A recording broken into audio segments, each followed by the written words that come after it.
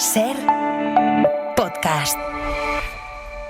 Estás escuchando el Abierto de Hoy por Hoy. Cada día analizamos las noticias más relevantes de la actualidad, las claves políticas, económicas y sociales, con las voces de los protagonistas y los distintos puntos de vista de nuestros tertulianos.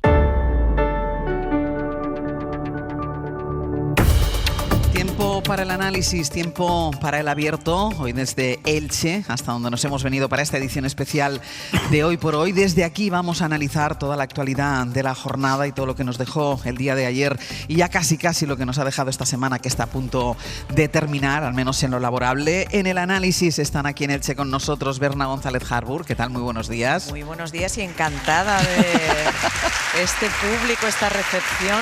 Gracias. Es una maravilla. Les decía yo antes al público que nosotros que estamos acostumbrados a la soledad del estudio, claro, da la sensación que aquí hay tanta gente como que ya es otra hora del día. Ni siquiera tienes la sensación que es tan pronto por la mañana. Javier Aroca, ¿qué tal? Muy buenos días. Hola, buenos días. Qué cantidad de gente, ¿no? Qué cantidad de gente y qué buen regalo de despedida, ¿no? Para mí, ¿no? Sí, Ayer claro. por eso he venido aquí, para despedirme de todos ellos. Y Estefanía Molina, ¿qué tal? Muy buenos días. Muy buenos días. Muy contenta de estar aquí. Tierra que además conozco bien, porque una amiga mía es doctora, bueno, se ha sacado la tesis en la Universidad Miguel Hernández. Y yo he venido un par de años, saludo a mis chavales, a dar talleres de oratoria. Pues todos saludados. Vamos a continuar haciendo este programa durante mucho tiempo y así que vamos ya con la actualidad. Estamos muy pendientes de lo que está pasando en Barcelona porque empieza en nada la conferencia de presidentes. De hecho, estamos viendo imágenes que llegan a través de la televisión de los presidentes autonómicos llegando ya a ese Palacio de Pedralbes donde se va a reunir, donde va a haber esa reunión de los presidentes autonómicos. Pero antes quiero ir a Estados Unidos a contar lo que ha pasado allí porque hemos hablado durante mucho tiempo desde que Donald Trump ganó las elecciones de la amistad que se forjó entre Donald Trump y Elon Musk. Hemos visto escenas en este tiempo que pensábamos que no veríamos nunca, como Elon Musk compartiendo el despacho Oval de pie con su hijo, con Donald Trump, o Elon Musk, que no tiene ningún cargo en el gobierno de los Estados Unidos, estando presente en reuniones del gobierno de los Estados Unidos. Pero bueno, parece que se acabó esta amistad. Ayer todo saltó por los aires cuando Elon Musk acusó a su antiguo jefe / amigo, de estar en un listado de pedófilos y además ha pedido un juicio político contra él. Y todo empezó con las críticas de Elon Musk, que lleva cargando desde hace semanas contra la nueva ley fiscal de los republicanos, que es una norma que ha promulgado Donald Trump y que Elon Musk ha llegado a calificar de abominación asquerosa. Trump hasta ayer guardó silencio, no dijo nada ante estos ataques de Elon Musk, pero Pablo Morán, buenos días. Hola Ángeles, buenos días. Ayer habló y dijo que estaba muy decepcionado y sorprendido, aunque luego la escalada de este enfrentamiento de momento dialéctico fue aumentando en sus redes sociales y el republicano ha pedido ya que se revisen todos los contratos entre las empresas de Musk y su administración. Sí, hoy sabemos que del amor al odio hay exactamente 6 días. Elon Musk no se va y de hecho estará de vuelta pronto. Decía hace justo una semana Trump en el despacho Oval en una calurosísima despedida al multimillonario que dejaba su cargo de asesor especial de la administración, responsable de ese departamento de eficiencia. Una despedida, como digo, como queriendo despejar cualquier duda sobre la relación entre ambos. Claro, hay varios asuntos que les han distanciado, como por ejemplo el elegido para asumir la dirección de la Casa Blanca, pero lo que terminó por desatar esa lucha pública han sido las críticas de Elon Musk que vinieron después a la ley de gasto de Trump que se tramita en el Congreso norteamericano. Unas críticas que han ido a más, que iniciaba el propio Elon Musk en los últimos días, en las que ha llegado a decir, como señalabas, que esa norma, esa ley, que es uno de los pilares de este mandato de Trump, le parecía abominable. A esas críticas es a las que respondía ayer Donald Trump en el despacho Oval, con el canciller alemán Merz al lado. Una respuesta en la que dijo estar decepcionado con Elon Musk y negar que su apoyo, el apoyo de Elon Musk a su campaña electoral hubiera sido determinante para su victoria en las últimas elecciones de noviembre. Quizás eso, Ángels, fue lo que más dañó el ego de Elon Musk, que inició esa disputa pública en redes que durante horas ha acaparado la atención de Estados Unidos y del resto del mundo, más vinculando al presidente de Estados Unidos con los archivos de Epstein, pidiendo un impeachment contra él. Durante horas, como digo, esa ruptura ha eclipsado todo lo demás, incluso la deseadísima charla que el propio Trump tuvo con Xi Jinping ayer, y es que las consecuencias que puede tener para el segundo mandato del presidente norteamericano son potencialmente importantes, también para las empresas de Elon Musk, como hablábamos hace unos minutos. A ninguno de los dos les interesa ahondar más en este enfrentamiento, porque en números, Trump se juega, si no los ha perdido ya, $100 millones para su campaña en las elecciones de medio mandato. Elon Musk ve las pérdidas reflejadas en la bolsa. Las acciones de Tesla han caído un 14% y eso, traducido a millones de dólares, son 150.000 millones en valor bursátil. Se juega además los contratos públicos que ha amenazado Trump con romper precisamente con esa disputa, justo cuando la empresa trata de ganarse el futuro con la implantación de los robotaxis en Estados Unidos. Y más en el plano ideológico se desmorona la alianza que ambos representaban en la extrema derecha. El enfrentamiento con Elon Musk socava la posición de Trump, representa un desafío porque el propio multimillonario lanzó anoche en su red social una encuesta preguntando si había llegado el momento de formar un nuevo partido en Estados Unidos, y claro, el apoyo a la propuesta fue abrumador. En fin, a ninguno de los dos, como digo, Ángeles, le interesa ahondar más en este enfrentamiento y, de hecho, ya están interviniendo grandes poderes en Estados Unidos. La Casa Blanca se está moviendo para cerrar una llamada entre ambos hoy que inicie la reconciliación, y el gran inversor de Wall Street, Bill Ackman, ha pedido públicamente a los dos en un mensaje en redes que hagan las paces por el bien del país. Elon Musk le ha dado la razón. Y luego está, Pablo, ahora analizaremos la relación entre Musk y Trump, pero luego está ese nuevo revés judicial que se ha llevado Trump, porque un juez de los Estados Unidos le da la razón a la Universidad de Harvard y bloquea esa medida que prohibía la admisión de estudiantes extranjeros. Exacto, es la puntilla que le faltaba a Trump para culminar esta semana horrible para él. Y siguen siendo los jueces los que frenan efectivamente sus decisiones. En este caso es un tribunal federal de Massachusetts quien ha suspendido temporalmente la aplicación de esa polémica orden de Donald Trump que prohibía la entrada a Estados Unidos de estudiantes y profesionales extranjeros vinculados a la Universidad de Harvard.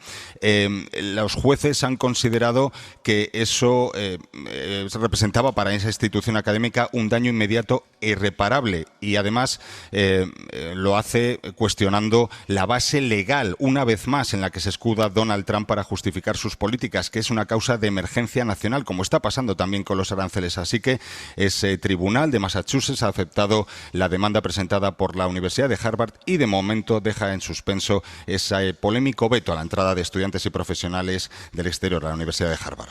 Pablo, gracias. A ti, hasta luego. Pues vamos con ello, porque hemos visto, tomó posesión Donald Trump en la Casa Blanca a finales del 20 y pico de enero, estamos ya al mes de junio, y en todo este tiempo ha tenido tiempo Donald Trump de romper el tablero geopolítico, el tablero económico, de amenazar al mundo entero, de no solucionar las dos guerras que él dijo que arreglaría enseguida, pero es que ahora, después de haber destrozado, podemos decir, el mundo, ahora se están destrozando entre ellos, esos dos personajes que parecían unidos hasta la muerte, al menos así lo vivimos en la campaña y después, una vez ya con la victoria de Donald Trump, y ahora se están, Berna, despellejando vivos.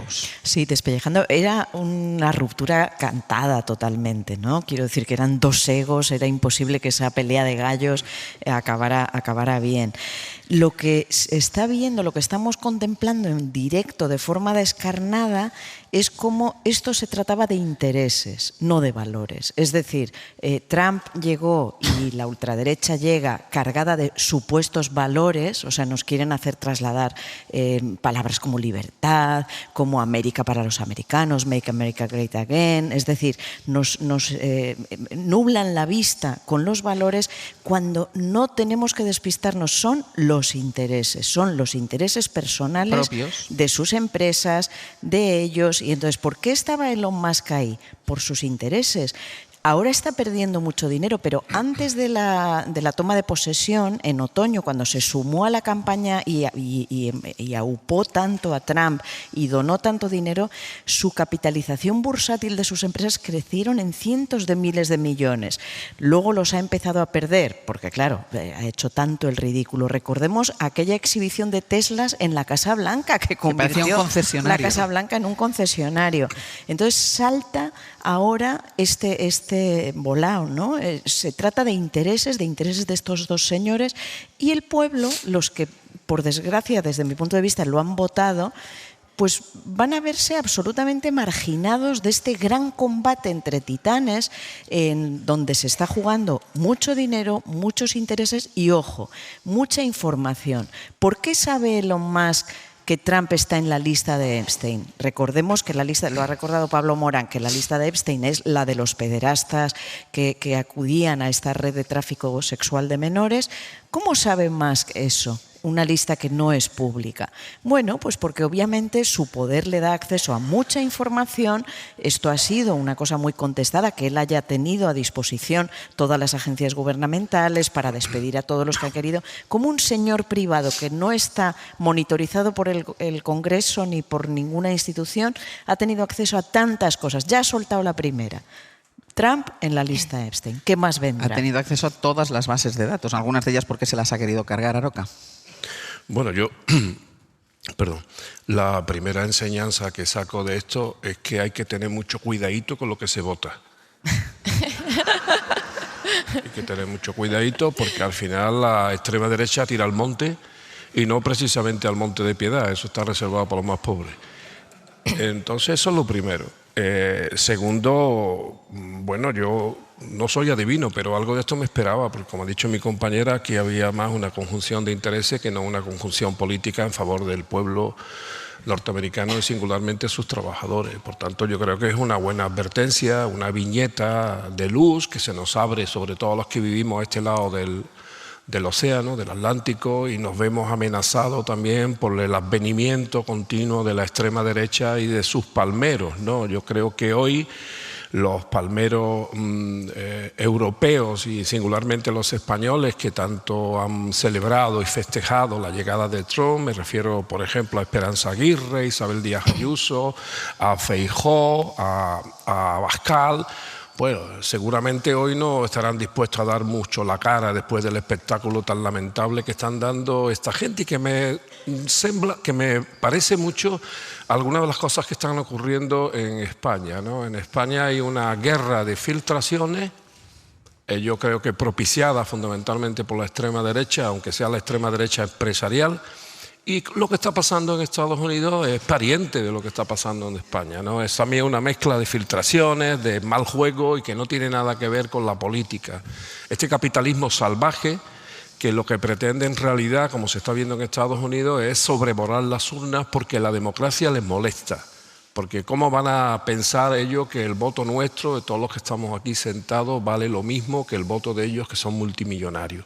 Y por último, la gran paradoja de todo esto es además política, porque ayer escuché, creo que lo habéis dicho, que Elon Musk, que no es norteamericano, por cierto, ha pedido la destitución, ni más ni menos que de Donald Trump y que se le habla un impeachment y que lo suceda inmediatamente Vance, es decir, su vicepresidente.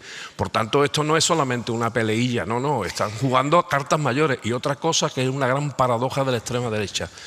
Steve Bannon, que es el ideólogo de la extrema derecha, que por cierto saltó a Europa y ha sido el padre ideológico y probablemente también financiero de algunos de los líderes de la extrema derecha española y europea, ha pedido que lo deporten. ¿Os suena eso? Deportación. O sea, la gran paradoja de esto es que al final deporten a Sudáfrica o donde quiera que lo acojan, ahí lo más. Piensa, además lo ha dicho Pablo Morán en el sentido de lo que estabas diciendo del impeachment, es que amenaza con crear un nuevo partido, el propio Elon Musk. Claro, pero esta gente hace siempre lo mismo. O sea, cuando pierden creen un partido o tratan de destruir al partido que le hace la mayor competencia. Y para eso filtran, amenaza con la lista Epstein y cosas parecidas. Es el marchamo, es la pauta de la extrema derecha. Estefanía. Sí, yo creo que lo que ha pasado lanza un aviso a navegantes. Odiar a la izquierda y a lo woke no es suficiente para construir una alternativa. Y hoy las ultraderechas mundiales están básicamente aglutinadas por ese motivo, por su rechazo a lo que ellos dicen que es la dictadura progre, el sistema. Pero si vemos, son muchas y muy diversas las ultraderechas. Y, insisto, aviso a navegantes, la conjunción entre unos intereses y otros porque tú tengas un adversario o alguien, un opositor común, normalmente no genera los resultados esperados. Y es muy importante porque es lo que se ha dado en el seno del gobierno de Estados Unidos. Teníamos una facción, vamos a decir, ultraliberal, que eran los tecnobros, los de Silicon Valley, los señores de las grandes tecnológicas, y luego teníamos a Trump que representa al MAGA, que es esa base social del nacionalista americano, lo que se dice los rednecks, las personas que trabajan en el cinturón de óxido, esa América desindustrializada, de un sustrato también cultural muy distinto. Por tanto, vemos los grandes intereses del capital con lo que era ese populismo al que había apelado Trump todo este tiempo, y en un ejemplo muy claro se veía, ya se intuía la desgracia, y era la cuestión de la inmigración. La base social del MAGA, los que votaron a Trump, querían expulsar a los inmigrantes, pero los tecnobros dijeron, no, todos los inmigrantes no, los que me convienen a mí para las empresas de Silicon Valley, esos se quedan. Entonces, vemos cómo era muy difícil para Trump, si apelaba a ese nacionalismo americano, esos constructos mucho más populistas, la conjunción con los intereses de quienes compartían gobierno con él. Y luego Elon Musk ha sido, yo creo, letal para mucha parte de la administración. Para que nos hagamos una idea, se enviaban cartas a funcionarios, se enviaban emails para escrutarles y preguntarles, oiga, ¿usted qué ha hecho en su jornada laboral esta semana? Y muchos jefes de unidad le decían a sus funcionarios, es que usted no tiene que responder ante este señor Elon Musk porque no es nadie. Y continuamente veíamos como esta estrategia también de amedrentamiento, de vamos a echar a estos, vamos a echar lo otro, cuando realmente esto de adelgazar la administración, este plan, el Doge, al que estaba al frente Elon Musk, era puro populismo. Hay datos de que aunque hubiesen echado a todos los funcionarios federales, no hubiese sido ni un 7% del gasto. Entonces, vemos esas incongruencias.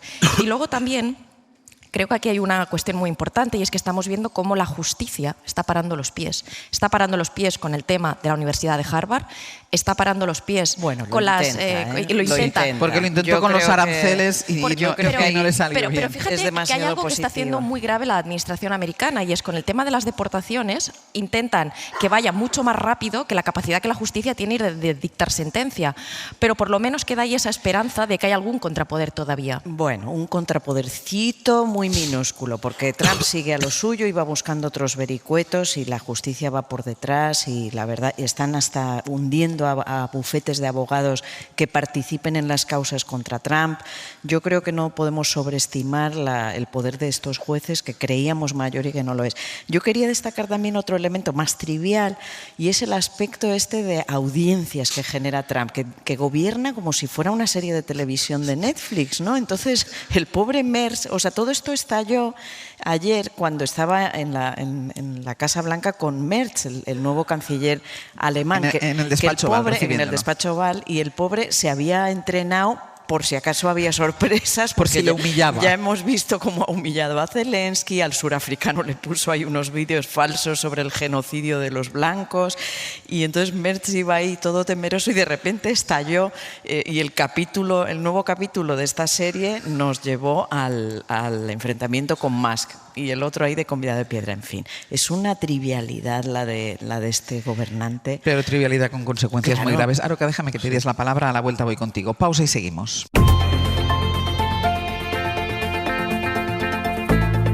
El Abierto. Ser podcast. En el Abierto, Berna González Harbour, Javier Aroca y Estefanía Molina. Estamos todavía con el análisis del último episodio de lo que está pasando en el mandato de Donald Trump, que es el desencuentro, el enfado, la ruptura absoluta entre Elon Musk, entre dos grandes amigos hasta ahora que son Elon Musk y Donald Trump. Hablábamos de las consecuencias graves, porque es verdad que decía Berna, al final es que parece un nuevo capítulo de una serie de Netflix, lo vas viendo y no te crees de lo que está pasando. El problema es que sí que tiene consecuencias, y no solo para los norteamericanos, sino que tiene consecuencias para el mundo entero. Aroca, ¿qué querías hablar? Sí, yo al hilo de lo último que decía Berna, ¿no?, sobre ese paseillo a la Casa Blanca. Bueno, ese es el riesgo que tiene también un tirano como este, ¿no?, que trivialice todo y lo convierta todo en un espectáculo televisivo o cinematográfico en el que no deberíamos de caer, y en donde, por cierto, la prensa debería echar una mano. ¿Por qué digo esto? Porque este señor ya advirtió que todo el mundo tendría que pasar por la Casa Blanca, incluso dejó a decir de manera muy ordinaria a besarle el culo. Eso fue literalmente lo que dijo, sí, ¿no? Sí, sí. O sea, entonces, eso es muy grave, hasta tal punto que hubo un tiempo en que todos los presidentes del mundo occidental anhelaban ir a la Casa Blanca, y ahora lo temen que un día los llame y tengan que ir allí y le hagan una jugarreta. Pero en eso los medios de comunicación tendrían que tener un papel más determinante. ¿Por qué digo esto? Porque, por ejemplo, cuando recibió al presidente de Sudáfrica, al que se ha referido también ante Berna, la gente resaltó las humillaciones intencionadas del señor Trump, pero nadie resaltó el repaso de dignidad que le dio este señor presidente al propio Trump. Había más interés en resaltar lo escatológico que pasó allí y no el repaso político que le dio a este señor. En otro orden de cosas, yo sí creo que las instituciones democráticas de Estados Unidos pueden derrotar al tirano. Lo pueden derrotar porque, primero, el Poder Judicial allí es cosa muy seria, tanto el estatal como el federal. Segundo, porque su sistema, el sistema federal, hace que haya unos contrapesos importantes en determinados estados. Podríamos hablar, por ejemplo, del estado de California, que ya le han puesto varias querellas, varias demandas a su propio gobernador, es decir, el presidente de aquel estado. Y en último lugar, creo, aunque claro, eso habrá que esperar, pero espero que los americanos estén tomando nota, espero que en las próximas elecciones de medio término, que van a ser dentro de un año y pico, los norteamericanos tomen una decisión. Fijaros lo que puede ocurrir si el señor Trump de pronto pierde las mayorías en el Congreso y el Senado. Vamos a ver un espectáculo político, ese sí será digno de Netflix. Pero el Partido Demócrata está muy debilitado. Está cao, absolutamente. Bueno, a ver, no se levanta de la retomo lona. lo que dice Berna. De hecho, el Partido Demócrata, el problema que tiene es que mucha abstención, no ha movilizado a muchas de sus bases.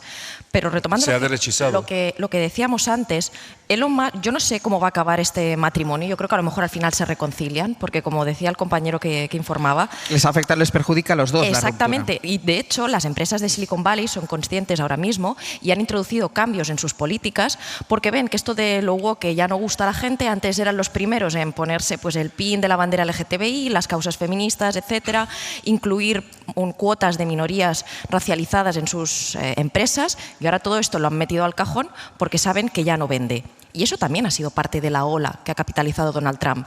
Y Elon Musk es alguien importante y muy útil. Controla la red social prácticamente más influyente a nivel político del mundo. Él ha tenido capacidad de hacerle campaña a Trump y a quien él quiera. En algunos casos le ha salido mal, por suerte, como con AfD en Alemania, pero él tiene capacidad de montarle la campaña a quien él quiera. O sea, todo lo que nosotros vemos a través de los algoritmos también está influido por eso. Y yo decía también lo de aviso a navegantes, porque parte de la implosión que ha habido en Vox en los últimos tiempos ha tenido que ver con eso, esa ruptura entre el llamado sector liberal, que ha ido saliendo, y el sector llamado más falangista, este que quiere hacer como una especie de ultraderecha social, para que nos entendamos.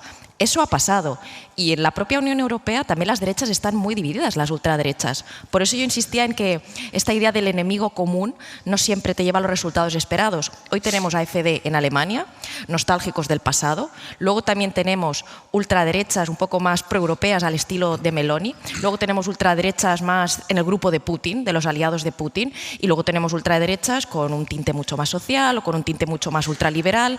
Entonces, creo que estamos en un momento donde creemos que viene una ola muy, muy fuerte, tal vez por un momento nos arrase, pero luego entre ellos es probable que nos acaben poniendo de acuerdo. Déjame, porque a la vuelta de publicidad vamos a hablar de lo que se va a hablar en unos minutos en esa conferencia de presidentes que está a punto de empezar, pero me voy a ir a Barcelona. Sara Selva, buenos días. ¿Qué tal, Ángels? Buenos días. Porque ya han llegado todos los presidentes autonómicos, los ministros, está prácticamente todo el mundo ya en el lugar donde se va a celebrar esta conferencia.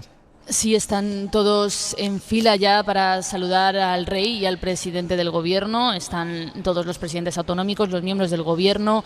Les ha ido recibiendo a todos el anfitrión, Salvador Illa, y el ministro Ángel Víctor Torres. Hemos visto a algunos como a paje pararse durante unos minutos a charlar con ellos. Hemos visto también a los presidentes del PP saludarles sonrientes, incluido, por ejemplo, Carlos Mazón. Ha sido algo más fría la presidenta madrileña, Isabel Díaz Ayuso, que apenas ha intercambiado palabra. Es simbólica la foto de hoy, sobre todo por dos razones. De un lado, por el clima político con el que llegamos a la cita, con el PP amagando hasta el último momento con boicotearla, con el PP manifestándose dentro de un par de días solo en Madrid con el lema mafia o democracia. Y es simbólica también porque están todos los presidentes, algo que no ha sido habitual otros años, y porque se celebra en Cataluña, en Barcelona, y con un presidente socialista como anfitrión. Quiere incidir con esto el gobierno en esa época post-procés, en la normalidad política e institucional en Cataluña. Están ahora los miembros del gobierno saludando a todos los presidentes autonómicos. Después llegará el rey, llegará el presidente del gobierno, se harán todos una foto juntos frente al Palau de Pedralbes y después, digamos, a las 10:30 empezará ya el debate.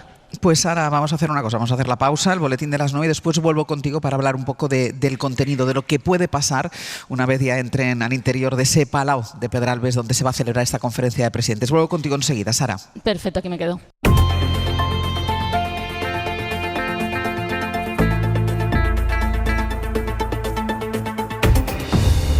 Alberto Berna, González Harbour, Javier Aroca y Estefanía Molina. Vamos a volver a Barcelona porque planteaba Sastre a las 9 en el boletín a ver si esto se va a quedar solo en una fotografía. Vamos a ver qué es lo que pasa dentro de la sala donde se reúnan todos los presidentes autonómicos con el gobierno, porque sobre la mesa tienen un orden del día amplísimo, porque el gobierno ha incluido en el orden del día que planteaban ellos de entrada todas esas peticiones, solicitudes que quería hacer el Partido Popular, bajo la amenaza además de si no se incluían esas condiciones o esos puntos del orden del día, no asistirían a esa conferencia de presidentes.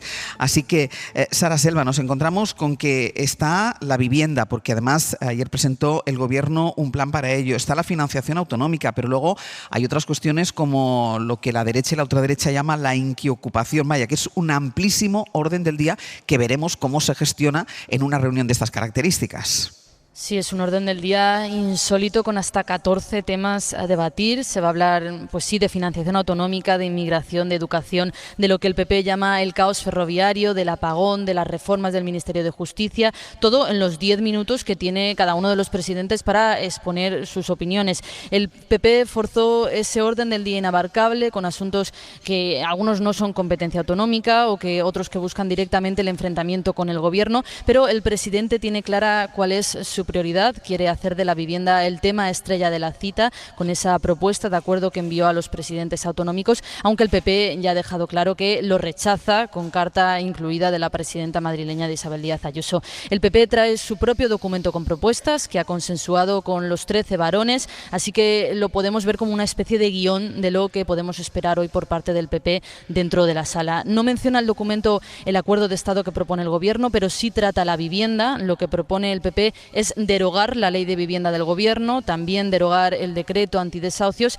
y rebajar el IVA al 4%. Hay propuestas ya conocidas, como la apuesta por la prolongación de la vida de las nucleares, que ya sabemos que el gobierno rechaza, y exige también el PP que el gobierno financie, por ejemplo, el 50% de la educación infantil de 0 a 3 años. El gobierno viene recordando estas semanas que este es un foro de diálogo, de debate, pero en cualquier caso es improbable que hoy el día termine con un acuerdo. Ya se han hecho los presidentes autonómicos y el resto de autoridades la foto de familia y en breve pues empezará oficialmente la conferencia de presidentes. Sara, gracias. Hasta luego, gracias. David Junquera, buenos días. Hola, buenos días. Recordábamos ahora ese amago del Partido Popular de no asistir a esta conferencia, a esta cumbre, si no se incluían en el orden del día todos esos puntos que finalmente se iban a estar presentes, y además se encuentra el Partido Popular, David, en la tesitura de que hoy está en esta cumbre sobre el papel intentando llegar a acuerdos, pero el domingo tiene convocada una manifestación contra el gobierno con el que se reúne hoy. Sí, más que llegar a acuerdos, el PP va a desplegar el gran cartel anunciador de la concentración de este domingo y lo va a desplegar en esa conferencia de presidentes en Barcelona. Tras marear toda la semana con si iban o no iban, los varones populares han desembarcado en la ciudad condal determinados a hacer que la cita pues se le atragante a Sánchez. Es cierto que la mayoría de presidentes autonómicos van a aprovechar para hablar de los problemas que acucian a sus regiones, pero hay otra que ya ha dejado claro que va a ir al choque. No va a usar pinganillos si se usa el catalán. Si alguien lo hace, se marchará, dice Ayuso. Hablará claro y denunciará la mafia, dice su entorno. Y precisamente mafia o democracia es el lema de la manifestación dominical sin siglas, auspiciada por Génova y vendida hasta la extenuación por Alberto Núñez Feijóo. Si ves con indignación y con estupor todo esto, si sientes vergüenza ajena, y si crees que todo esto no te representa, no te quedes quieto. ¿Vamos a salir a la calle el domingo? Sí, la respuesta, sí. Feijóo en modo hombre anuncio. No se van a quedar quietos los 13 varones populares en Pedralbes. Génova también calienta la cita denunciando que Sánchez va a ir escoltado por 12 ministros. No es necesario, solo vamos a hablar, malician. Y también le afean que no vaya a dar rueda de prensa. Yo no concibo una política en que un presidente del gobierno en esta situación lleva 36 días huido sin dar ninguna explicación pública de lo que está ocurriendo en su gobierno, en su entorno y en su partido. La conferencia será pues un escaparate para lo del domingo. Génova cree que se avecina un éxito. Ya se han rellenado unos cuantos autobuses para garantizarlo.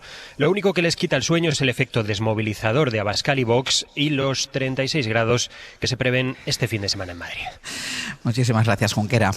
A vosotros. Hablaba Abraham Junquera y nos contaba que hay una presidenta autonómica que va a ir al choque, que es Isabel Díaz Ayuso, y sobre todo porque bueno, se planteó, y va a ser así, los presidentes autonómicos cuya lengua que se hable en su comunidad autónoma, que es una lengua cooficial, la utilicen en esta conferencia de presidentes. Bueno, ha amagado, ha amenazado la presidenta de la Comunidad de Madrid, Díaz Ayuso, de levantarse e irse. Escuchen. Vamos a ver si podemos escuchar.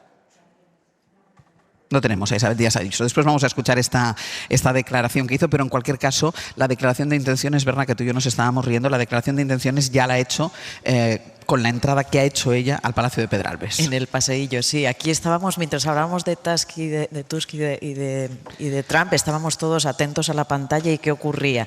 Lo que estamos contando, ¿no? Que frente a todos que se saludan, Moreno Bonilla se ha parado un minuto a hablar con ella, o Chivite, otros se dan 2 besos. Ayuso se ha acercado como si fuera Cleopatra, ¿eh? Realmente ahí, cuando veáis la imagen lo veréis, caminando con una distancia, y le ha tendido la mano con distancia a ella, dejando muy claro su posición, ¿no?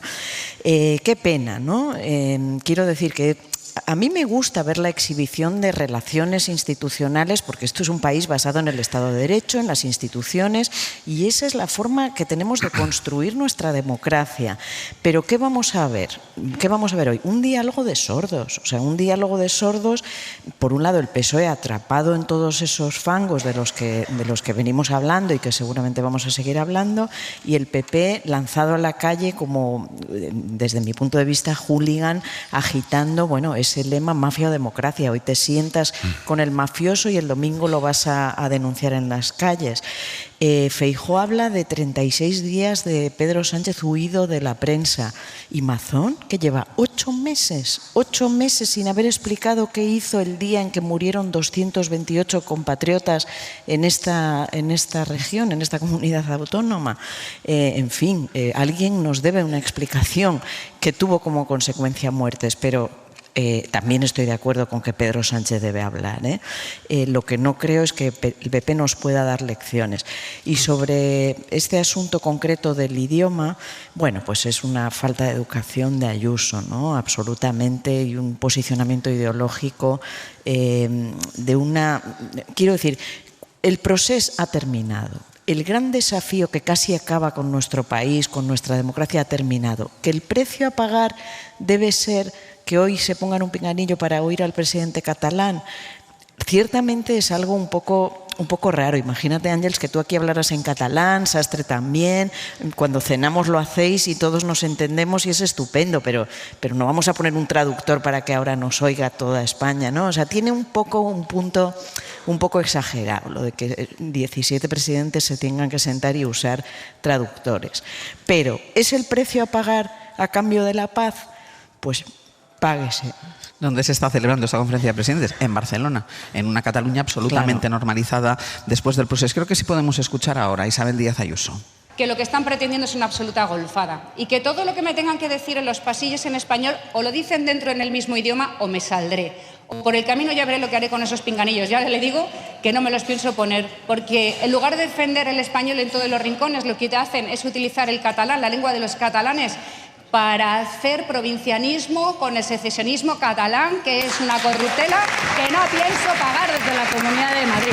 Bueno, más allá de ese afán de protagonismo de la propia Isabel Díaz Ayuso en sus declaraciones, veremos qué hace realmente si esto se produce. A lo que decía Berna, no creo que sirva de mucho esa conferencia de presidentes. Primero, porque es un orden del día inabarcable, es imposible hablar de todos los asuntos, porque además se han colado ahí asuntos que no son prioridad, y lo recordaba Junquera o Sara Selva, que algunos de ellos ni siquiera son competencia de las comunidades autónomas, pero el Partido Socialista le ha dicho al Partido Popular que sí, porque si no veía tambalearse esta conferencia de presidentes. No sé si es el marco, hay un Senado que debería servir para esto y no sirve para esto, no sé ni si es el marco ni si es la fórmula. Bueno, todo eso no lo podríamos cuestionar. Yo creo que los dos partidos más importantes y que se definen como constitucionalistas y de Estado deberían de plantearse de una vez la reforma del Senado para convertirlo en una Cámara territorial, como dice la Constitución, por cierto, donde cupiera una conferencia de presidentes casi permanente y que tuviera reglas y que no pudiera ser vapuleada, como lo ha sido por el Partido Popular, en un ejercicio cínico de gamberrismo institucional, ¿no? Pero Decía antes Sastre que a lo mejor solo se quedaba en la foto. Bueno, si es solo la foto también merece la pena, porque la foto es muy contundente. La foto es una foto de intenciones y una foto de talante, y donde vamos a poder observar el talante de cada uno, ¿no? Y además es una foto que va a necesitar una dosis importante de bicarbonato para mucha gente que hace la política cotidianamente en este país. Esta foto va a dar ardentía, como se dice en mi tierra, a mucha gente. Acidez. Bueno, como somos multilingües. Pero como no hay pinganillo, he pensado, voy a traducirlo porque no hay pinganillo. Porque igual Berna no lo ha entendido. Cuando yo hablo andaluz, una catalana, pues me dobla. La España plural. La España plural. Y después, hombre, fijaros si es importante la conferencia desde el punto de vista simbólico, que vamos a ver por primera vez en muchísimo tiempo a Isabel Díaz Ayuso sin pinganillo. Eso también es muy importante. Por lo demás, yo creo que simbólicamente es muy importante. Yo no me imagino en tiempos pasados ni al señor Rajoy ni a la señora Soraya Sáez de Santamaría, que por cierto era la gobernadora de Cataluña en virtud del artículo 155, ni me imagino al señor Zoido, eximio ministro del Interior, ni me imagino a ninguno de los miembros de aquel gobierno pudiendo visitar ni siquiera Cataluña. E incluso el rey, que tenía serias dificultades de ser convocado y de ir por razones propias a Cataluña. Yo creo que esta conferencia está dando una imagen de normalidad, digamos de bienestar institucional que hay que leer, al menos yo la leo así desde ese punto de vista. Y no solamente por eso, sino porque implica además que dentro de ese ámbito de la normalidad, que todos ustedes no están viendo en la televisión, nosotros sí, pues lo pueden ver en casa, observen como desde el punto de vista del ritual y del respeto institucional, todo el mundo saluda al anfitrión.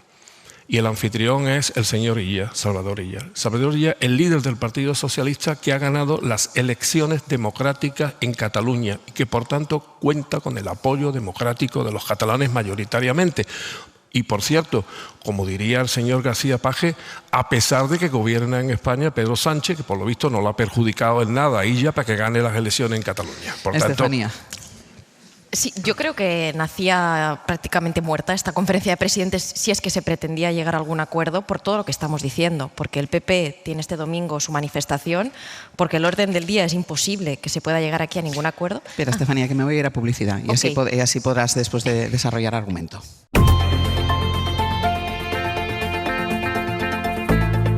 El Abierto. Ser podcast. En el Abierto, Berna González Harburg, Javier Aroca y Estefanía Molina, a la que le voy a dar la palabra. Estamos hablando de la conferencia de presidentes, hablamos de la posibilidad o de la imposibilidad de llegar a algún tipo de acuerdo, por el contexto además en el que se produce, ya no solo por ese amplísimo orden del día que tiene, pero destacaban aquí tanto Berna como Aroca también la importancia de la fotografía, por quién está en esa fotografía y dónde se produce esa fotografía, Estefanía. Y de hecho, yo creo que si no hubiese estado presidida la conferencia por el rey de España, seguramente el PP hubiese plantado al gobierno. O sea, vemos también la importancia a veces de las instituciones y de las figuras simbólicas. El PP no se podía permitir, ellos que se consideran un partido de Estado, ellos que se consideran el partido garante de la unidad de España, pues plantar a nuestro rey de España. Así que se deja ahí esa importancia. Pero yo veo que esto no iba a llegar a ningún acuerdo, aunque creo que para Pedro Sánchez sí era importante, porque al final hoy sabemos que el electorado de izquierdas está muy preocupado por la cuestión de la vivienda, mientras que el de derechas está más preocupado por la cuestión de la inmigración, según el CIS, según los sondeos. Y de hecho a mí esto me ha recordado un poco lo que pretendía, creo, Pedro Sánchez, era poner encima de la mesa el tema de la vivienda para tal vez, si el PP se avenía a algún acuerdo, aunque era bastante difícil. Esto ya lo hizo Rajoy, si os acordáis, en una conferencia de presidentes que montó cuando el Partido Socialista estaba descabezado, se produjeron aquella salida de Pedro Sánchez y estaba gobernado por una gestora, pues en aquel momento presentó una serie de pactos sociales para que las comunidades del PSOE hicieran palanca y aquello saliera adelante en el Congreso. Y algunos de aquellos acuerdos salieron. Y si esto hubiese salido, hubiese sido un movimiento interesante porque hubiese forzado al PP a decir, bueno, a lo mejor hasta el PP te puede aprobar algunos presupuestos, a lo mejor hasta el PP tiene la necesidad de que esa financiación llegue a sus comunidades para remar con el tema de la vivienda. Entonces, a veces creemos, ¿no?, que no hay mecanismos dentro del ordenamiento y del juego político en España, y hay muchísimos. Si tú logras convencer a las comunidades del otro partido de que te voten algo, a lo mejor necesitas que te voten también incluso unos presupuestos. Sabemos que esto no va a pasar, no va a salir, y de hecho creo que estamos un poco, y tristemente, ¿no?, hay que reivindicarlo, en la repartición de culpas de por qué no se soluciona la cuestión de la vivienda en este país, porque para la izquierda es importante, pero la gente de derechas obviamente también necesita un techo y cubrirlo, y estamos aquí, bueno, la culpa es tuya, tú no me aplicas la ley de la vivienda, es que tú no quieres este acuerdo. Y esto no puede ser el motivo por el cual no se solucione este tema. Y también creo que esto que dice el PP, hay una parte de razón en lo de la ley de vivienda. Sabemos que en Cataluña, donde hoy se está celebrando esta conferencia, ha tenido malos resultados la aplicación de los topes. Se ha ido mucho alquiler a alquiler de temporada, por lo cual pisos turísticos, gente que está menos de un año viviendo allí. Entonces, hay cosas que también hay que corregir, pero esto ya son estadios infinitos, porque vemos que no hay esa voluntad de llegar a acuerdo. Aroca, ¿qué sí, yo siguiendo con ese símil que hemos hecho de fotografía y de retratarse, yo creo que aunque no se llegue a ningún acuerdo, los partícipes en esta conferencia se van a retratar. Y yo creo que el ejemplo de la vivienda vale mucho, ¿no? Primero hay que recordar por enésima vez que a pesar de los discursos frecuentes, que la vivienda no es solamente un problema que pueda resolver el gobierno central, sino es una competencia compartida. Es decir, que cualquier cosa que pase, por ejemplo, en esta comunidad autónoma en la que estamos, dependerá del gobierno de Madrid, pero también del gobierno de aquí. O sea, tiene que haber una conestación de intereses como en cualquier otra comunidad autónoma. Por tanto, es corresponsabilidad de los dos. Pero en este caso el gobierno ha presentado una propuesta que puede ser discutida y discutible, pero ha presentado una propuesta, en mi opinión, muy valiosa. Pero es que ¿cuál es la respuesta de los que se ponen en contra? Porque es que incluso el gobierno central pone dinero encima de la mesa, pero exige obviamente que las comunidades autónomas lo pongan también. Esto, aunque no hay un acuerdo, pero vamos a saber cuáles son las posiciones de cada uno para luego Pero ni en vivienda, Aroca, ni en ninguna otra materia. Sí, pero pongo el de la vivienda porque es prioritario. Como me habréis escuchado alguna vez porque soy muy pesado cuando quiero y cuando me interesa, yo creo que la vivienda, el problema de la vivienda merece una legislatura. Si este gobierno de coalición puede pasar a la historia, sería si intentase arreglar de verdad el problema de la vivienda. Y por último, sigo con el problema lingüístico, ¿no? Y la posición de la señora presidenta de la Comunidad de Madrid, en donde, recuerden ustedes, está la capital del Estado, la capital del reino, Madrid. Porque a veces creemos que esta señora es la presidenta de la comunidad, pero en esa comunidad está la capital del reino. La capital del reino y la capital del Estado, que es un Estado pluricultural y en donde hay muchos millones de ciudadanos del Estado que tienen otra lengua. Uno, lengua madre, otro lengua compartida. Más de la mitad probablemente de la población de todo el Estado español. Lo que pretende la señora Díaz es una falta de respeto a todos aquellos ciudadanos del Estado que tienen más de una lengua y que se merece, aunque sea desde el punto de vista simbólico, un reconocimiento y un respeto. Yo soy andaluz y por tanto no tengo una lengua distinta que la mía, pero desde Andalucía pido respeto para todos los conciudadanos de este país que tienen más de una lengua.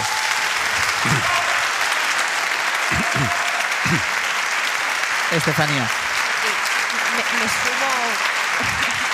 Me sumo clarísimamente a lo que decía Aroca, porque al final es la normalidad del día a día. Y lo estaba comentando antes Berna. O sea, en este equipo también los hay que hablamos en catalán, otros que no lo conocen, pero lo gestionamos con normalidad, ¿no? Nadie se siente ofendido ni impedido, y si hay algo que no entiende, pues se le dice, mira, estamos diciendo esto. Entonces, y esto es la normalidad de lo que pasa en España. O sea, en España mi familia es andaluza, yo soy catalana. Entonces, y no ha habido nunca ningún problema. Yo creo que ha habido una voluntad de crear un conflicto político por quienes quieren que la convivencia sea invivible a ambos lados.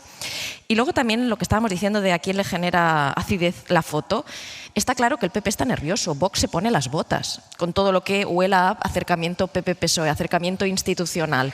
Ya se lo está diciendo. Claro, por eso. Os reunís hoy con la mafia. Exactamente, y luego protestáis contra la mafia, ¿no? Tienen ahí esa relación ambivalente.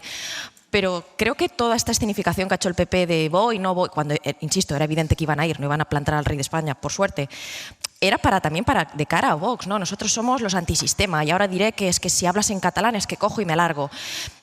hay ese miedo. Estamos viendo cómo la ultraderecha, desde que se salió de los gobiernos del PP, ha vuelto a ser esa especie de voto protesta, que no saben cómo gestionarlo. Y también un poco al hilo de lo que yo decía antes, creo que hay un poquito de miedo de que si alguna vez dan los números para gobernar PP y Vox, Vox va a ser un agente de desestabilización, no va a estar allí asintiendo a todo lo que diga el PP. Es más, y si entran a un gobierno del PP, a lo mejor quieren una estrategia como otras ultraderechas, por ejemplo Meloni, te quedas fuera del gobierno y gobernar a Feijóo en la Moncloa y te dedicas a desestabilizar. Vemos ese miedo. Y por último, muy importante la frase de Feijóo, no te quedes quieto. Esto me recuerda a mí a lo de Aznar, el que pueda, ¿no? Que puede hacer que haga. Sí. No, me gusta mucho lo que habéis dicho y subrayo una palabra que ha repetido Aroca, simbólico. O sea, el uso de esas lenguas y el poder hacerlo tiene un alto poder simbólico. Y aquí en el momento de publicidad estábamos Aroca y yo hablando de Bélgica, donde conviven el francés y el flamenco, o bueno, un montón de lugares, ¿no? Además, es que ahora que lo pienso, igual que os entendemos a Sastre y tú, Ángeles, cuando estáis hablando, y a mí que también estamos me entiende. cenando. A ti un poco menos a veces, ¿eh? No, debo decir que con Aroca se aprenden muchas palabras. Quiero decir, cuando uno habla en términos políticos, yo les entiendo a los catalanes, en catalán, en gallego, el euskera no, desde luego. Pero quiero decir que ya es bastante incultura necesitar pinganillo para entender ahí ya hablar de política, no digo de las cosas familiares, ¿no? Pero bueno, quería también subrayar una cosa que ha dicho Estefanía, que ha acentuado el tema de la vivienda. Vamos a ver, aquí no hay problema de vivienda para los extranjeros. Resulta que los extranjeros, los turistas, están comprando a mansalva vivienda en nuestras costas, en Madrid, en los barrios ricos, están llegando con dinero a tocateja a pagar. Aquí quien tiene problema de vivienda son los jóvenes, no quiero decir españoles, porque también hay muchos inmigrantes, es decir, los jóvenes habitantes de España, ¿no? Y por tanto la solución es vivienda social. Vivienda social es la única solución que apoyemos, que se apoye desde el gobierno, desde las comunidades autónomas, desde los ayuntamientos, eso de la vivienda social. Y eso es lo que el PP no quiere apoyar. Y es lo que le pedía Europa. Europa ayer le pedía al gobierno más vivienda social. Una pregunta brevísima. O sea, ¿por qué el PP, digo, dentro de la propuesta que se ha presentado por parte del gobierno en la conferencia, o que se va a presentar en la conferencia del presidente? O sea, ¿qué le molesta al PP que se establezca una norma que diga que todo el esfuerzo que hacemos nosotros con nuestros impuestos para construir vivienda pública, esa vivienda pública se tenga que mantener como pública y no sea luego ofrecida a los grandes fondos buitre? ¿A qué se opone? ¿Es que el sentido común no nos dice que lo que construyamos con nuestro esfuerzo, con nuestros impuestos, pueda seguir en el sector público y no pase a la especulación del sector privado, que es la que tiene, entre otras, sumido al sector en un auténtico salvajismo inmobiliario? Hay otro asunto que se ha colado y se va a colar seguramente en la conferencia de presidentes, que es todo lo que ha pasado estos últimos días con el caso de Leire Díez, desde que se filtraron esos audios de esa reunión en la que ella prometía beneficios que luego nunca llegaron a ser nada, prometía beneficios a cambio de conseguir información sobre determinados mandos de la UCO. Saben que ella pidió la baja voluntaria del partido después de haber ido a la calle Ferraz, después de reunirse con el secretario de organización del partido, pidió la baja voluntaria, entregó un pendrive que admitió el Partido Socialista, que cogió el Partido Socialista y que ahora ha llegado a la Fiscalía. Bueno, nosotros ayer llevábamos este tema al abierto. Nosotros tenemos de analista a un ex dirigente del Partido Socialista, que es Eduardo Manina, y él dio su opinión sobre este asunto, lo que pensaba de todo lo que estaba pasando en torno a Leire Díez y cómo esto estaba afectando al Partido Socialista. Nunca vi a nadie que se pareciera a nada de esto. Y lo digo y lo voy a repetir. Nunca vi a nadie que se pareciera a nada de esto. No había una Aldama en el ciclo de Zapatero en el gobierno. No había ninguna Leire Díez en el ciclo de Rubalcaba en el partido. Yo todo mi tiempo que tuve visibilidad, porque estuve en la dirección, en Ferraz, en la dirección del grupo, fui diputado, en fin, me presenté a unas primarias, mucha gente lo sabe, yo todo esto no lo vi. Estas eran algunas de las palabras que pronunció Eduardo Madina ayer, y de esta reflexión, bueno, ante esta reflexión salió un ministro del Gobierno que sale con mucha rapidez a tuitear cosas, es Óscar Puente, y puso un tuit que decía: el que faltaba del cuarteto de los resentidos, haciendo referencia a Eduardo Madina, que no ganaría hoy en el partido ni una asamblea en su pueblo. Ni una vez se os ha visto salir a defender a vuestro partido del acoso diario de la derecha. Ana Fernández Vila, buenos días. ¿Qué tal, Ángeles? Buenos días. ¿Cómo ven en el PSOE esta respuesta de Óscar Puente? ¿Y qué dicen en el Partido Socialista, que ha mantenido silencio hasta ahora, sobre todo el caso Leire Díez, y que en cambio ayer se encuentran con que un ministro sí habla de lo que opina un militante socialista y exdirigente socialista? Pues la mayoría de dirigentes con los que hemos hablado, Ángel, se desmarca de las formas del ministro. Hay quien admite que se ha pasado de frenada, pero lo cierto es que hay muchos que sí nos reconocen que comparten el fondo de la queja de Óscar Puente y aseguran que la reflexión de Madina no ha sentado bien en el PSOE. Lo que nos dicen muchos es que echan en falta más empatía por parte de figuras como Madina, que jugaron un papel relevante en su momento, aunque ahora estén alejados de la primera línea. Señalan que no estaría mal que saliera de vez en cuando a defender al gobierno, dicen, frente a la ofensiva ultra, y hacen extensivo este reproche a otros exdirigentes socialistas ya retirados.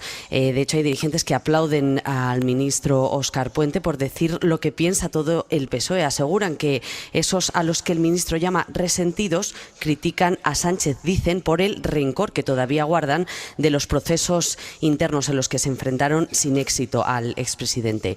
Eso sí, también hay otras fuentes que creen que no se puede comparar a Madina con otras voces críticas como Paje o Lambán.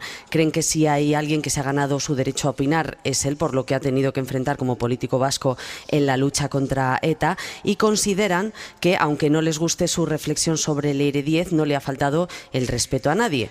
Eso sí, en lo que coinciden todos, en Ferraz y en Moncloa, es en que Óscar Puente habla en nombre propio, habla por él, nos dicen, pero la mayoría sí comparten su malestar ante los que dicen le hacen el juego a la derecha.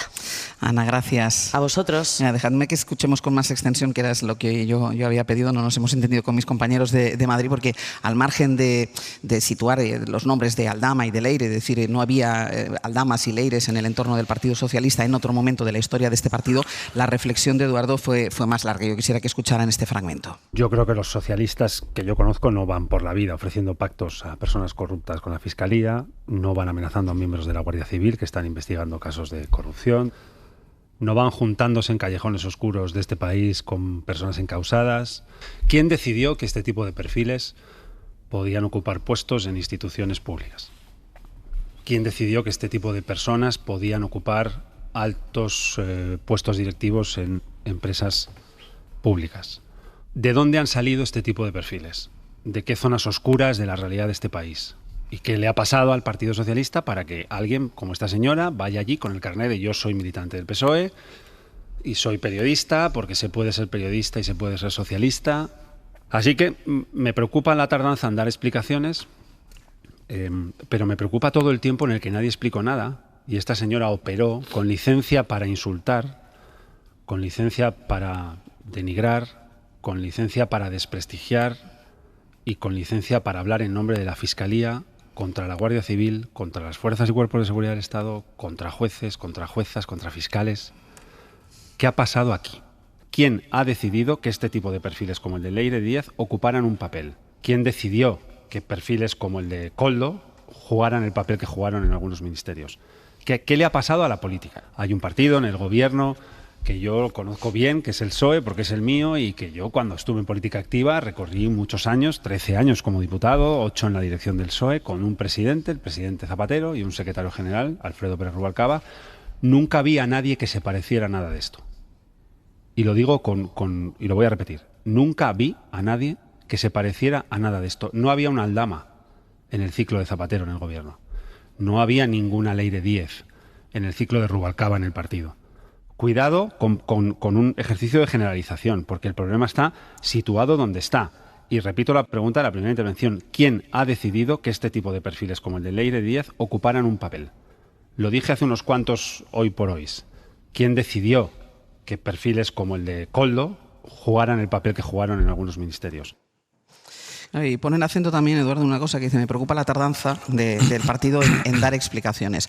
El Partido Socialista no ha dado ninguna explicación porque se ha desvinculado de Leire Díez. De hecho, como ella ya se ha dado de baja, hablan de ella como una ex militante, considera el partido que el caso está cerrado. No dio ninguna explicación antes de esa reunión de ella con el secretario de organización del partido en Ferraz, pero es que después de ese bochornoso espectáculo al que asistimos atónitos el otro día con esa comparecencia de Leire Díaz, con esa interrupción de Víctor de Aldama, tampoco el Partido Socialista cree, bueno, y después de haber estado Leire Díez en Ferraz, haber dejado un pendrive, después de que el Partido Socialista se lo haya cogido y ahora lo lleva a la Fiscalía, el Partido Socialista considera que no tiene que decir nada. Berna. Bueno, el Partido Socialista no lo explica. Y si no lo explica, vamos a pensar que no lo explica porque si lo explicara sería todo mucho peor, si explicara la verdad. Es decir, el silencio que provoca que pensemos lo peor, lo que estamos viendo. Entonces, vamos a ver, Eduardo Madina, y no porque sea nuestro compañero, merece todo el respeto en su doble ámbito, como antiguo líder socialista o dirigente socialista que sufrió un atentado que representa la dignidad, lo mejor del PSOE, lo mejor del PSOE frente a ETA, frente a cualquier batalla que se haya librado en este país. Él representa un PSOE limpio de corrupción y limpio de cualquier sospecha. Como tal, ya merece respeto. Pero aquí está como opinador. Y, por tanto, merece otro tipo de respeto, el respeto a su opinión libre, crítica e independiente. Es decir, ¿quiere el Gobierno que las personas vinculadas al PSOE estén aquí para defender al PSOE? Perdone usted, aquí venimos llamados por Ángels Barceló, como en la televisión española, como en otros foros a los que podemos ir, solo en nombre de nuestras ideas y principios y de nuestro espíritu crítico. Qué poco favor haríamos a la democracia y al pensamiento de este país si viniéramos con los argumentarios de los partidos y estuviéramos aquí para defender un partido al que podemos estar vinculados o no. Edu Madina lo está, pero deja muy claro siempre que aquí está como opinador independiente. Y tenemos al ministro Óscar Puente que le señala, verbo feísimo, le señala para afearle que no esté defendiendo al partido. Me parece que el Gobierno y el PSOE están entrando en una confusión y en una pérdida de sentido de realidad muy grave, muy grave. Lo hemos visto en anteriores gobiernos, cuando ya llevan mucho tiempo en la Moncloa, cuando empiezan a acosarles sus propios errores y, por finalizar, repito, confusión, pérdida de sentido de la realidad y un silencio que solo arroja sospechas sobre su silencio. Estefanía. Sí, yo estoy de acuerdo con lo que está diciendo Berna. A ver, hoy el Partido Socialista es una olla a presión, porque mucha gente quiere explicaciones. Esto no son cosas de los fachas, la ultraderecha, que nos quieren atacar. No, la militancia del partido, la gente que ha trabajado toda su vida, como Eduardo Madina, en el PSOE, quiere explicaciones. Y ya solo faltaría que cuando alguien que tiene altavoz puede decirlo, se le intente silenciar, se le intente, ¿no?, como cállese usted que está diciendo, además con unas formas un poco toscas. Esto yo creo que es un error, pero explica una realidad que ha pasado orgánicamente dentro del PSOE. Cuando Pedro Sánchez ganó las primarias en el año 17, bajo aquella idea de todo el poder a la militancia, se laminaron los cuadros, la capacidad de los mecanismos intermedios. El Comité Federal perdió mucho poder, que es donde hay representados mayormente varones, pero también otros cuadros del partido, y todo el poder a la militancia. Por tanto, hoy tenemos un partido socialista, y sí, hay que decirlo, mucho más cesarista, donde la gente que a lo mejor querría ir allí a expresarse, ya no tiene mecanismos para que realmente se canalicen. Es decir, tú puedes ir allí, puedes decir lo que quieras, pero ya no tiene consecuencias. Quiero recordar que la principal diferencia es que hubo un comité federal que pudo echar a Pedro Sánchez. Digamos que si la gente estuviera muy enfadada antes, los varones lo pudieron haber echado, y hoy ya no. Si hoy los varones, por ejemplo, Lambán, Paje, otras personas, quieren tomar acciones contra su líder porque se considera que algo no se está haciendo bien, ya no se puede.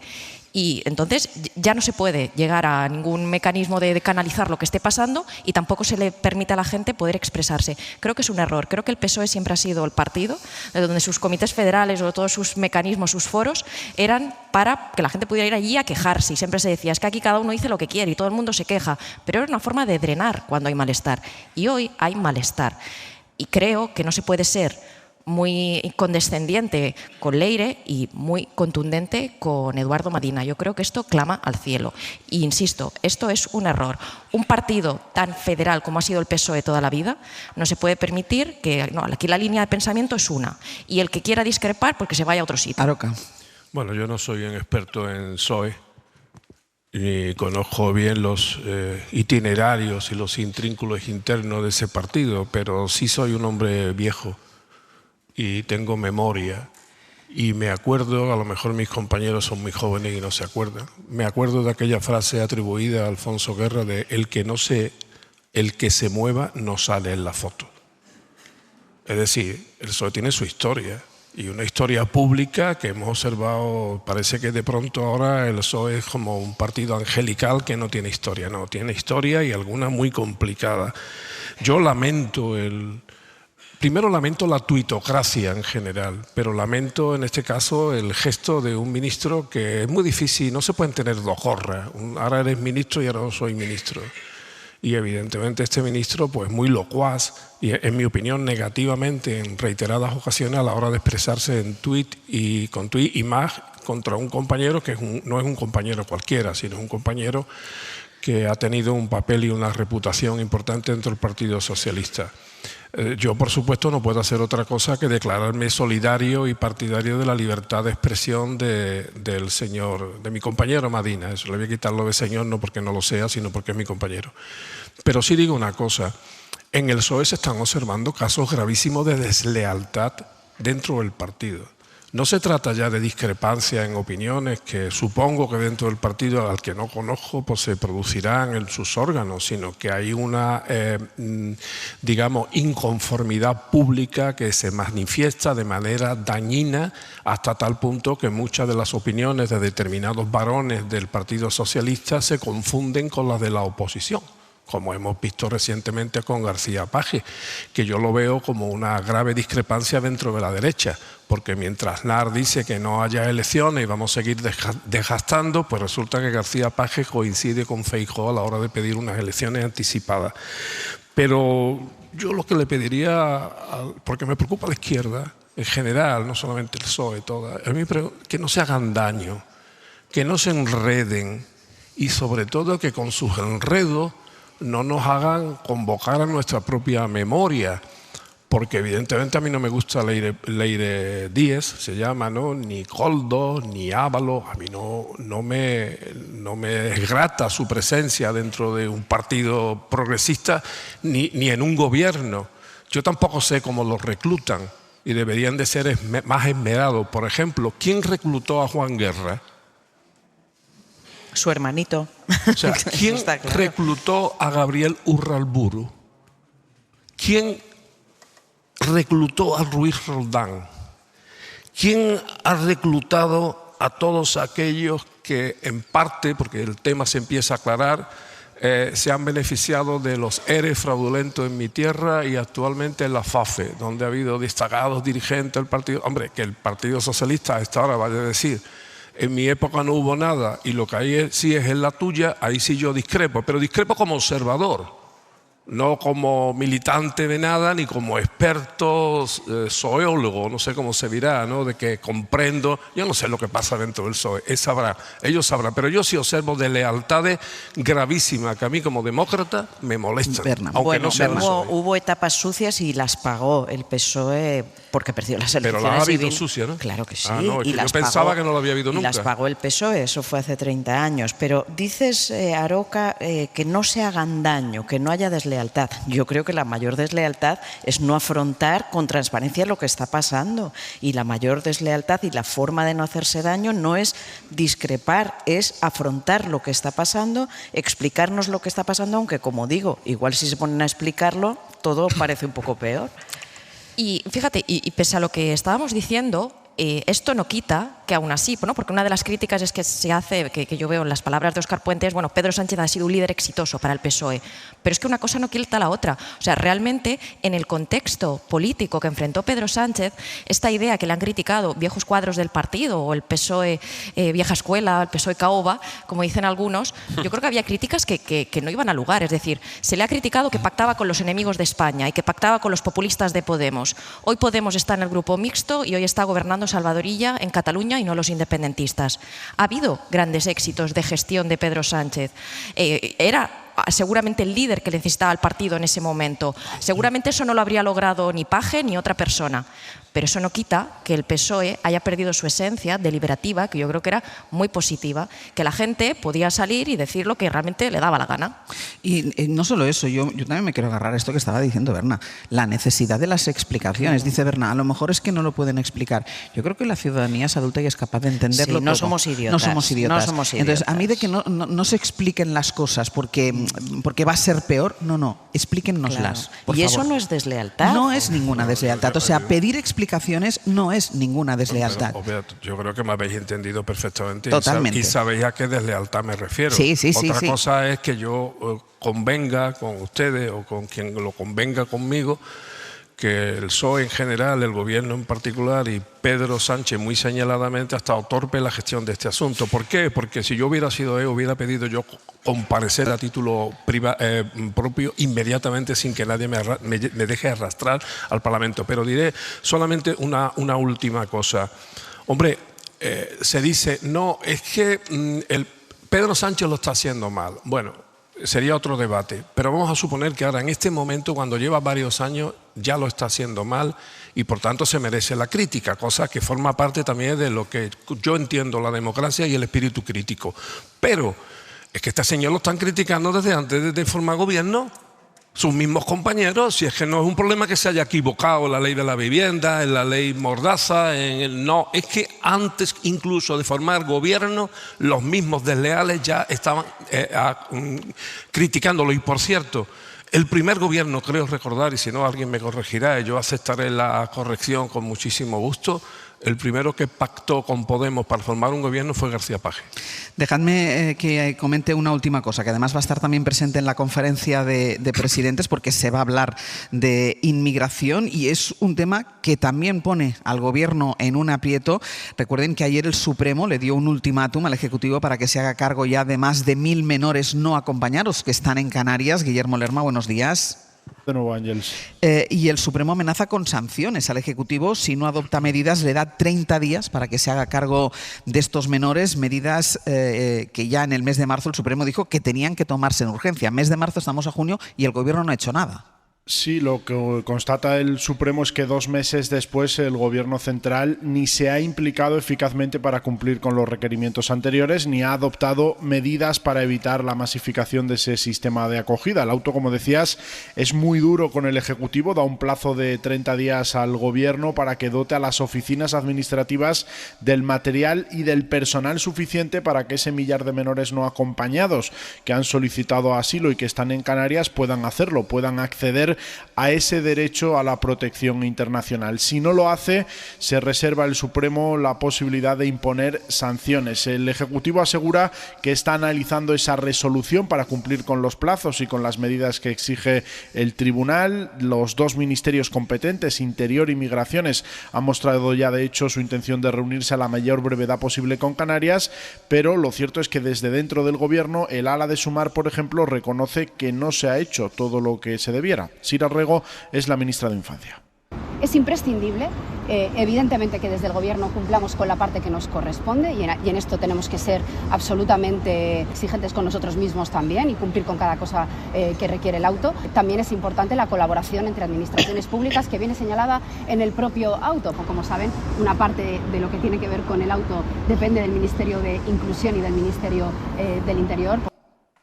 En la Moncloa, a pesar de la contundencia del auto, reivindican las medidas que se han adoptado hasta ahora. Recuerdan que en 2024 ya se habilitó, por ejemplo, un sistema preferencial de citas para tramitar las solicitudes de asilo, o también recurren a ese decreto que reformó el artículo 35 de la Ley de Extranjería, pero nada de eso sirve para el Supremo, que dice en ese auto que el Gobierno no ha hecho lo suficiente, no ha adoptado medidas para evitar la masificación de ese sistema de acogida.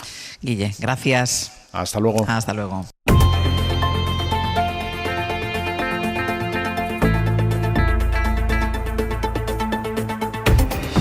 Venga, que terminamos ya el abierto. Lo primero, Aroca, Berna González Harbour, Estefanía Molina, muchísimas gracias.